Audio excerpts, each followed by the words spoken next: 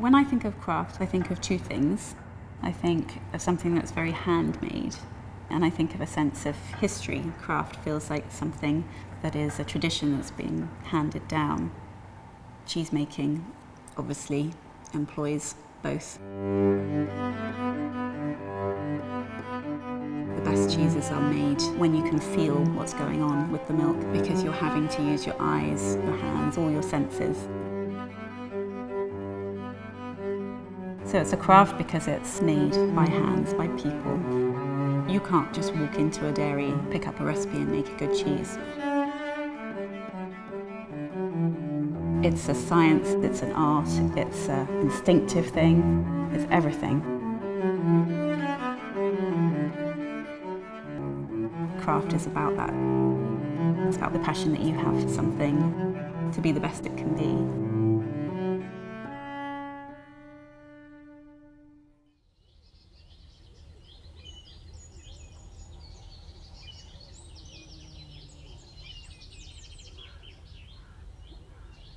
The Somerset pastures are perfect for dairy cows, which is why it's the home of cheddar.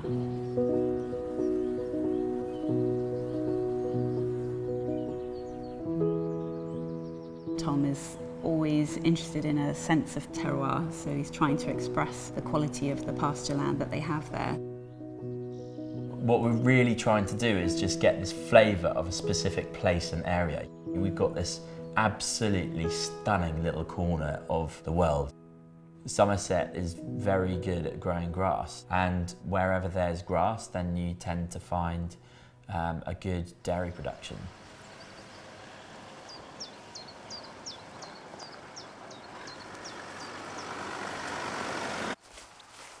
First of all, it starts with the soil. I mean, that is the start of everything. Soil sounds like the most simplest thing. It's essentially kind of mud with a few like bacteria and microbes and the organic matter going in there, but it's so much more. Good. Yeah. We always had flowers. I mean, it was red clover mostly in the...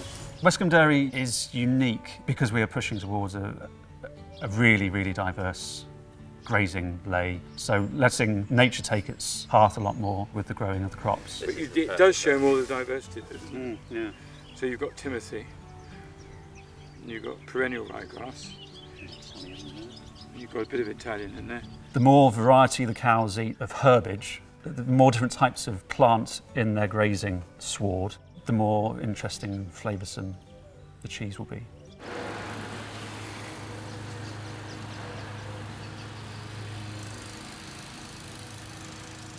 So much of British cheese making is tied up in very commercial production, which is a million miles away from what we're trying to do. We want to produce a food that reflects the seasons. Much like really good wine, you're tasting a bottled memory of that year, and cheese is basically a bottled memory of every day. It's done what I think it should do. I started farming 50 years ago. And in those days, there was a lot of incentive to produce a lot of food. And I think we probably did damage to the land. So what we're trying to do at Westcombe is revitalise that. Yeah, I think it's worked well as an experiment. The soil is the most important thing. Without soil, you can't grow crops. There's ribgrass, it should have chicory in there. I think that the sustainability of the soil will make a lot better cheese. It's a lot better for our environment, and it's a lot better for our children and grandchildren. It's a vitally important thing to do.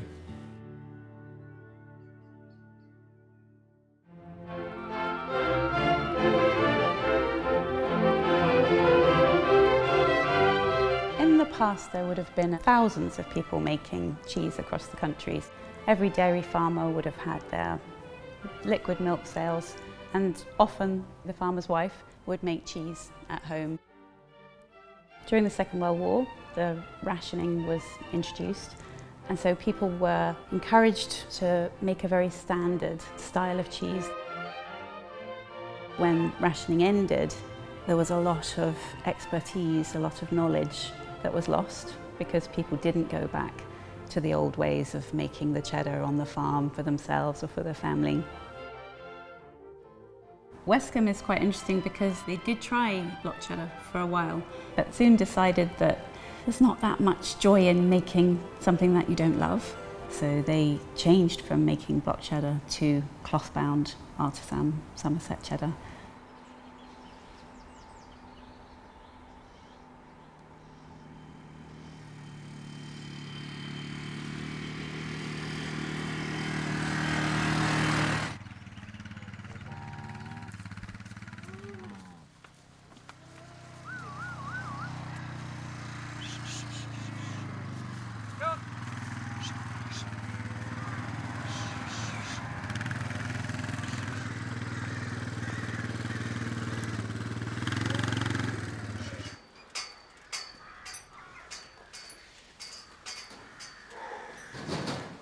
When I was 16 and we went on holiday to the Loire Valley, my family rented a house on this little farm and the farmer just took me under his wings.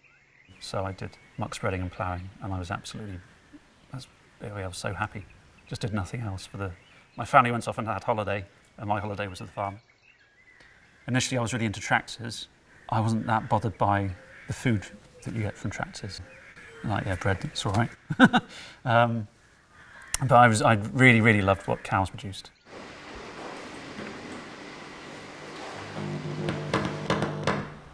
To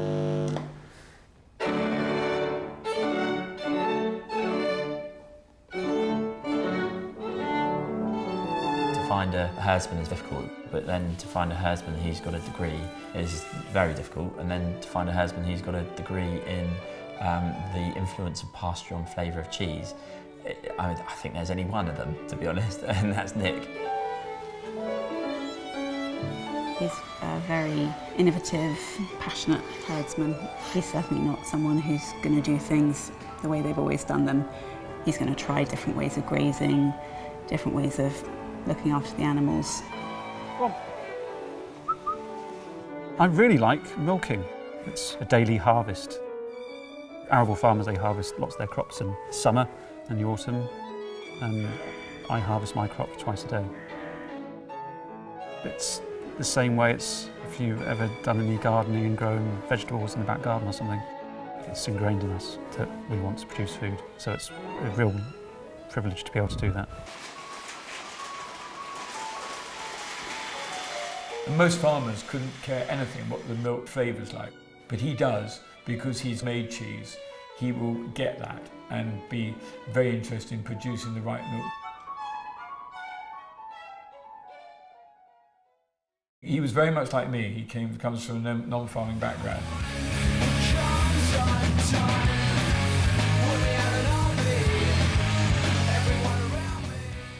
Music was always part of my life. I think I went to my first concert when I was 9 days old and played in front of people the first time when I was 3 years old. When we finished school at 18, we signed a record deal and we did a couple of albums. And then from there, I did quite a lot of session work as a drummer.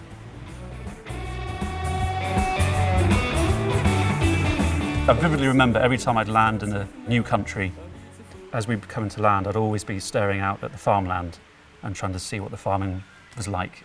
By the time I was in my mid-20s, I felt the call of the cows again.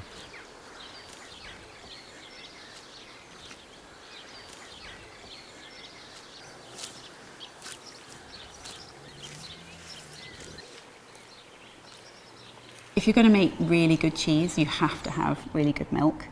You're not going to get really good milk from animals unless they've had a good, healthy life. I think happy cows will give happy cheese and good cheese. And if I can walk around at night, as I do before I go to bed every night, I walk around the cows, and because they look well, I have a smile on my face and I know that they're comfortable. To be a farmer, you need a really good relationship with your animals. They're part of your family. It's not just a thing, it's a living being. This is pumpkin, I think. Is this pumpkin? Yes. Hello. Hello. I really, really enjoy working with cows. I have more interaction with cows than I probably do with humans, just because of the nature of the job. They're like cartoon characters quite often. Just their complete obsession with food can be very, very hilarious. How similar they are to humans how I think I've learnt more about fellow mankind working with animals than I ever have with working with other humans. You put cows in a lovely, luscious new field of grass, and within 10 minutes you'll have cows putting their heads over the fence trying to get to the other field, just because the grass is always green on the other side.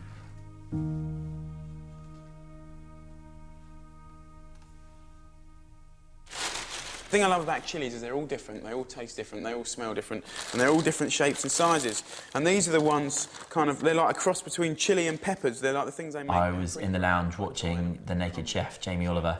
I looked at the telly, as you do, for inspiration about when Dad came in and said, right, come on, you know, what are you going to do with your life? You've got to decide something, let's try and work it out. And I thought, wow, that looks good, I'll be a chef. So I went up to London and learned how to cook, really. At that stage, Dad decided to get back into the traditional cheese making, and they were having struggled selling the cheese. So I decided to come down and give him a hand. He came here, and then Randolph Hodgson from Neal's Yard Dairy was doing a tasting that day, and he said, come back up to London with me and I'll teach you cheese. So he was here for a day and he went straight back up to London, so he wasn't here very long. I worked at Neal's Yard Dairy for about 9 months, and then worked really hard selling our cheese, and realised the reason why I was working so bloody hard to sell the stuff is because it was not very good. So found myself getting drawn more and more into the dairy to try and make it taste better. We also make the ducats caffili with a girl called Jemima Caudle. So she has a doctorate in biochemistry from Oxford. That's really handy if you want to be a cheesemaker. So that was when we kind of started to put a bit more of the science behind what we were really doing. And when I was making the cheddar and she was making the caffili, I'd be kind of taking it over and saying, right, okay, so tell what's going on here.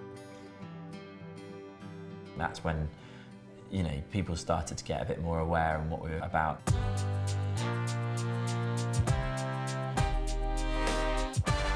What up, food tubers? Okay, so today we're going to do an experiment with one of the best cheesemakers on the planet, from Westcombe Cheddar, Tom Calver. Jamie's been a huge fan of what we do, which I'm hugely grateful for. Somebody that you've respected for your whole life and stuff, to kind of turn up and say, oh, you know, good job.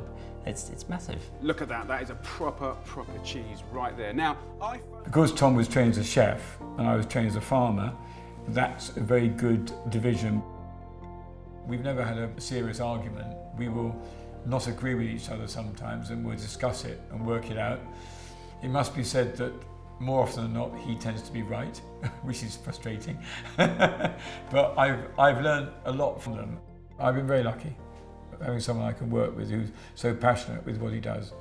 And we are lucky, yeah. It could be so different.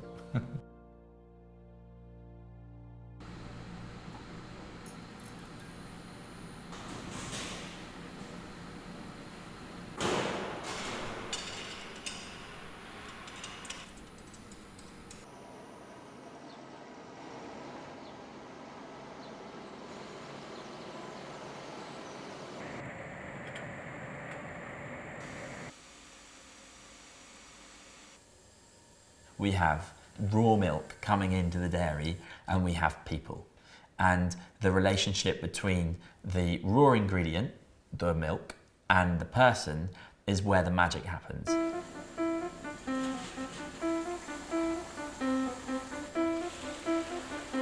It's endlessly fascinating. You have 4 ingredients. You have milk, salt, rennet, starter cultures, and from that you can make a world of different flavours.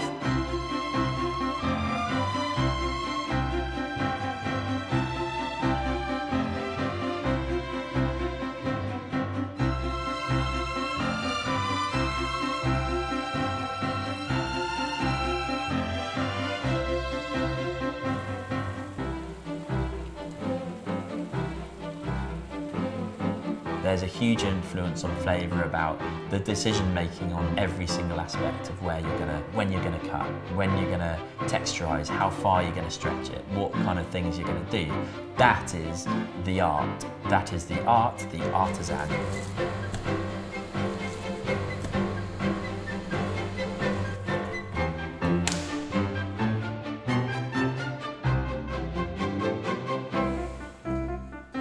This side of cheese making, or any artisan craft, is good because you're essentially keeping hold of the old traditional ways of doing it. I mean, nowadays it's too easy to get a machine in there. With us here, it's all handmade. You see it from the liquid state, and then you go through the whole process and make it into a cheese, so it's quite rewarding.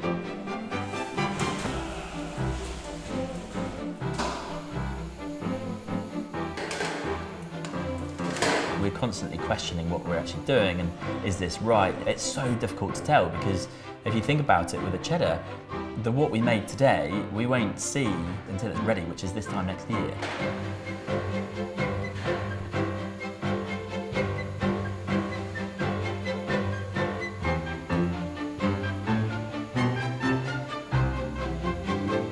That's why it's such a complicated equation to get a really decent, beautiful tasting cheese.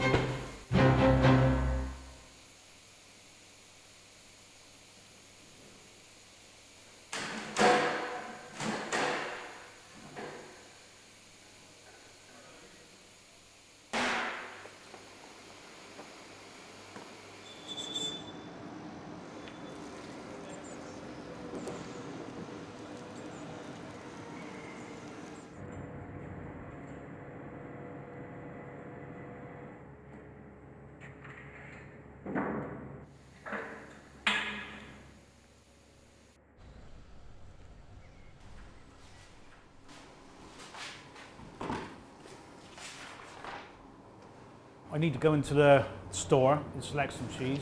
I need to grab Jason to help me with that.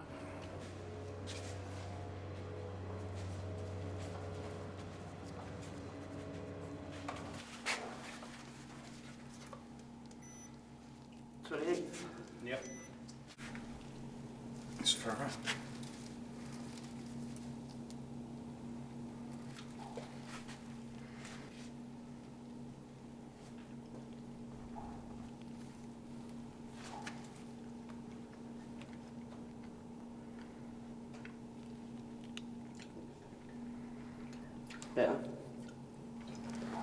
When we taste through cheeses, we tend to taste one cheese per batch, and that will give us the beginnings of a blueprint of what that kind of day was like. It's a bit like if you were a chef and you were to send something out to the restaurant and you hadn't tasted it. That is a disaster. So this one's an August one. It's got another couple of months. I mean, it's good. I mean, it's got a really nice body about it, and the flavour profile's like, yeah, it's nice and balanced. Yeah, it's surprising actually. I was quite pleased. Once the cheese is made, he wanted to create the best environment he could for them to be looked after.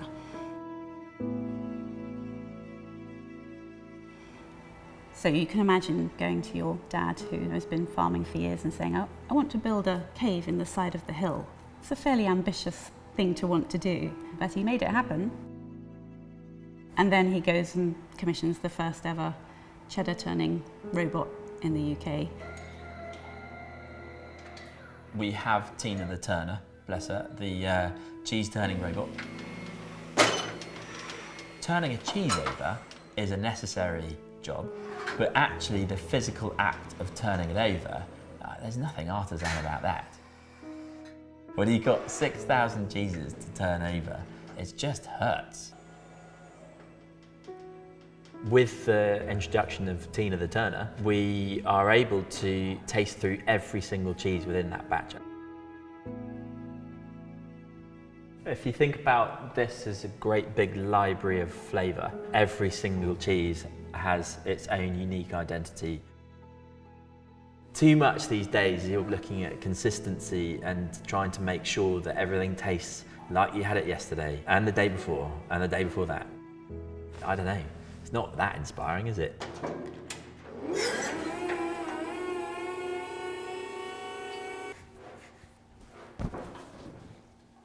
I would be absolutely gutted if our cheese was just described as good and consistently good. Because who wants to be consistently good? Like, really? That's not life, is it?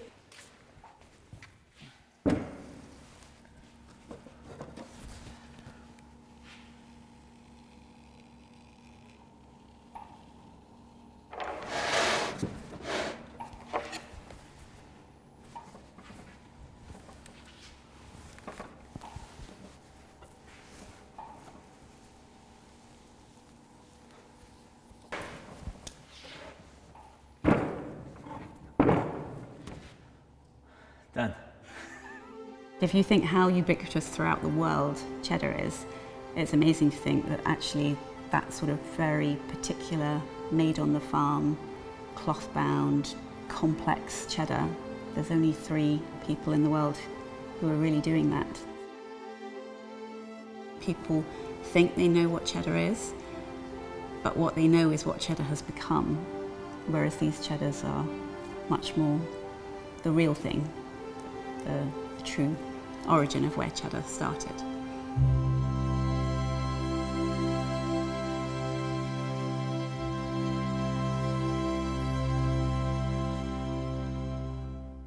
When we produce the best cheese, that, you know, that holy grail of cheeses, which is just perfect, absolutely 100% faultless, then we might as well pack our bags up and go home, and that's it, we've done it.